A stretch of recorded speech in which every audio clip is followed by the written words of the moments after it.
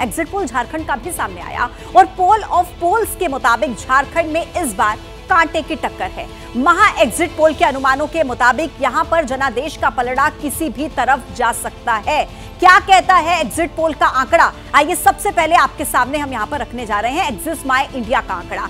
NDA गठबंधन को यहां पर 25 सीटें मिलती हुई नजर आ रही हैं और इंडिया गठबंधन को 53 सीटें मिलती हुई नजर आ रही हैं। इंडिया गठबंधन को यहां पर ज्यादा सीटें मिलती हुई नजर आ रही हैं। झारखंड लोकतांत्रिक क्रांतिकारी मोर्चा यानी कि JLKM का डेटा क्या कहता है वो भी देखिए आपके सामने हम यहां पर रखने जा रहे हैं, जिसके मुताबिक आप समझेंगे कि किस तरीके से इस एग्जिट पोल में, यांस मेट्राइज के एग्जिट पोल में कुल सीटें 81, जिसमें से बीजेपी के नेतृत्व वाले गठबंधन को 42 से 47 सीटें मिलती नजर आ रही हैं और कांग्रेस के नेतृत्व वाले इंडिया गठबंधन को यहां पर 25 से 30 सीटें मिलने का अनुमान जताया जा रहा है और जबकि अन्य के खाते में 1 से 4 सीटें जा सकती हैं।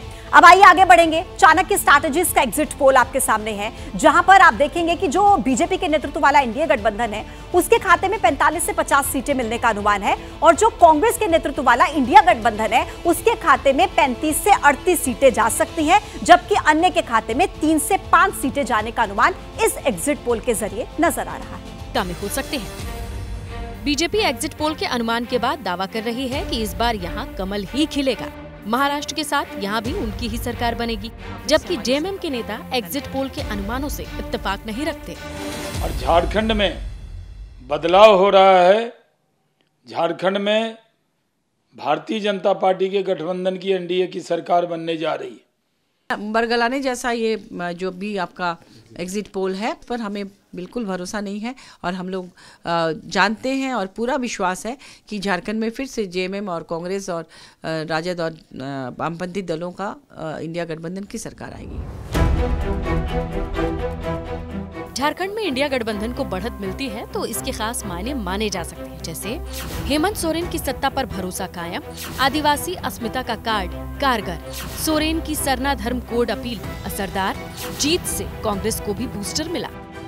लेकिन अगर एनडीए बढ़त बनाने में कामयाब होती है तो इसके मायने भी कुछ इस तरीके से हो सकते हैं, जैसे कि एनडीए को बढ़त मिले तो मायने झारखंड जनता के बीच घुसपैठ बड़ा मुद्दा बना, मोदी फैक्टर ने बड़ा दम दिखाया, बटेंगे तो कटेंगे नारा कारगर रहा, एक है तो सेफ है जैसे नारों ने वोट जुटाए, 5 साल बाद बीजेपी सत्ता में लौटी, चंपई सोरेन को जोड़ना कारगर। महा एग्जिट पोल के अनुमानों के बीच ये देखना है कि झारखंड में अगला मुख्यमंत्री कौन होता है। तो देखिए पोल ऑफ पोल्स में झारखंड में कांटे की टक्कर नजर आ रही है। हालांकि बीजेपी का दावा यह है कि 23 नवंबर को जब नतीजे आएंगे तो एनडीए का परचम लहराएगा।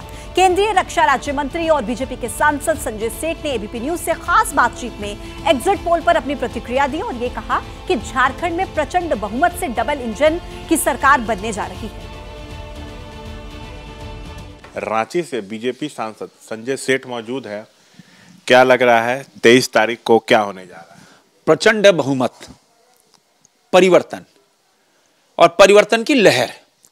परिवर्तन की लहर इसलिए कि इन्होंने युवाओं को धोखा दिया, उनके सपने चकनाचूर किए, महिलाओं को धोखा दिया, किसानों को धोखा दिया, आम लोगों को धोखा। जो जो वायदे किए, चाहे 5 लाख नौकरी देंगे, नहीं तो सत्ता पे लात मार देंगे, बेरोजगारी भत्ता देंगे, नहीं संन्यास ले लेंगे, झारखंड की बेटियों को 2-2 हजार रुपये चूल्हा खर्च देंगे, नहीं दिया 1 महीने, बेटी की शादी में सोने का सिक्का देंगे, सोने का तो छोड़ दो, पीतल का भी सिक्का नहीं दिया। और जो 25-25 लाख रुपए प्रश्नपत्र बेचे गए, युवाओं पे लाठीचार्ज हुआ, तो युवा तो आक्रोश में, और ये आक्रोश जो मतदान केंद्र तक गया आक्रोश, और अब तो युवा बोल रहा है कि अब तो मोदी ही एक सहारा है।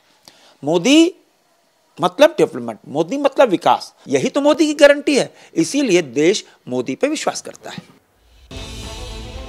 तो देखिए बीजेपी ये दावा कर रही है कि जिस तरीके से झारखंड में इस बार जनता ने वोटिंग का रिकॉर्ड तोड़ा है, उससे ये पता चलता है कि जनता ने बदलाव का जनादेश दिया है। आइए एक नजर डालते हैं झारखंड में मतदान प्रतिशत को लेकर। 2 चरण में झारखंड में देखिए चुनाव हुआ था, तो ऐसे में पहले चरण का वोटिंग परसेंट क्या कहता है? 2019 में 63.9% वोटिंग हुई थी, 2024 में 66.65% वोटिंग हुई थी। अब देखिए 2019 की अगर बात करें दूसरे चरण को लेकर तो वोटिंग परसेंट रहा था 66.94% और 2024 में रहा था 68.45%। तो ये था झारखंड का वोटिंग परसेंट।